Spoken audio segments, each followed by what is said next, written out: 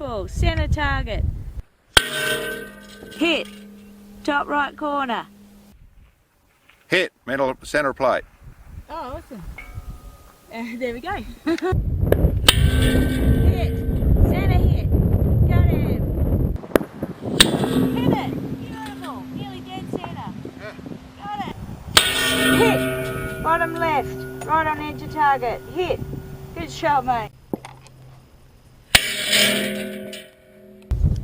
Okay, today we're going to do a quick overview on this 300 Win Mag of mine. Now, it's a rifle that started life as a Remington 700 long range. So it came in a sort of a similar format. It didn't have a thread on the barrel, they just a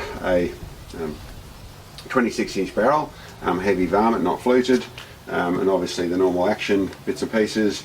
It came with, I think, the X Mark II Pro trigger, or whatever they're called, so the Remington trigger. It came in a Bell & Carlson fiberglass stock with an aluminium bed. Basically that's how it came. I used it like that for a little bit, and there's videos previously about that.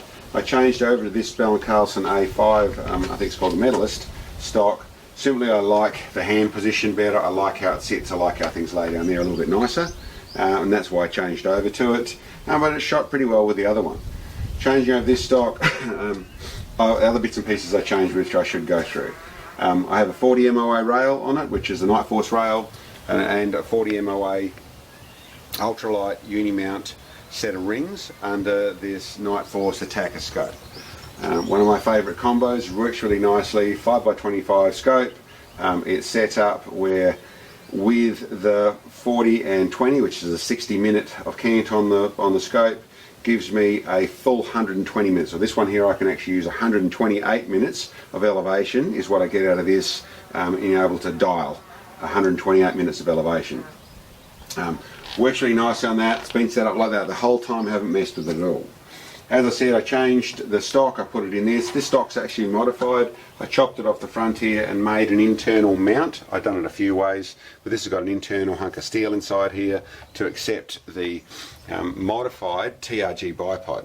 Modified, essentially it's all the same, except for I put on this little lever on the front here, which gives a little lock-up point, so I can actually lock up the front of my bipod nicely. The other thing I did, I actually didn't do it, I had it threaded, I had the barrel threaded when I bought it, and this is actually a handmade muzzle brake. We obviously make our own muzzle brakes, which I could run on the front of this and probably be better business for me to run on the front of it to show I use it.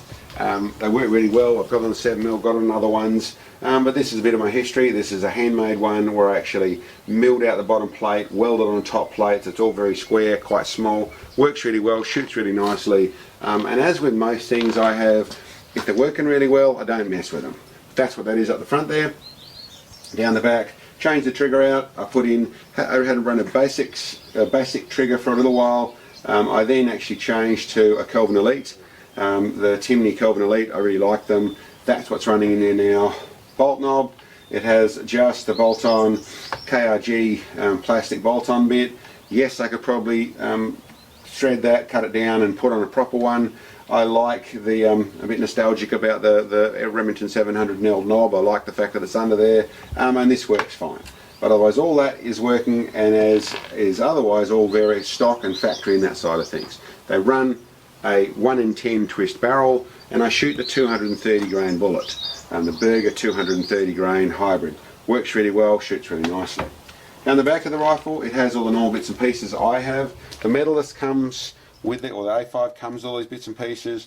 I've slightly reshaped the cheek rest.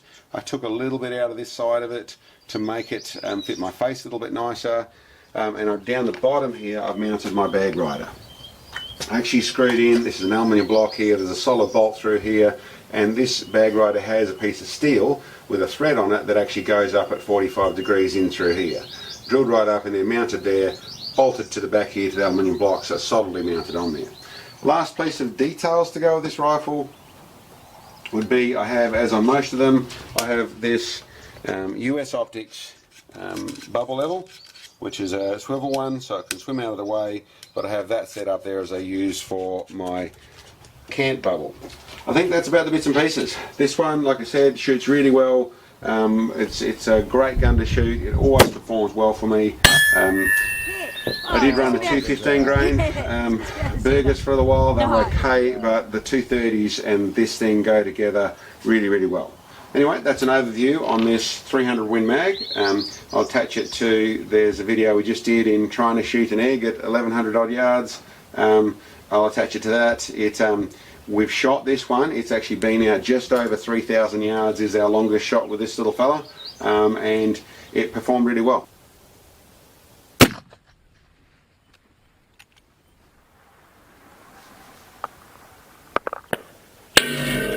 Hit top right corner.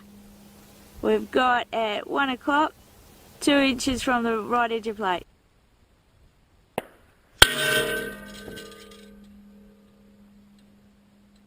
Anyway, that's an overview on this 300 Win Mag, Remington 700 long range in with the mods that I have done to it. Great rifle, and it does a really good job for us every time we use it. Anyway, thanks for checking us out, guys. Well, we'll catch you next time.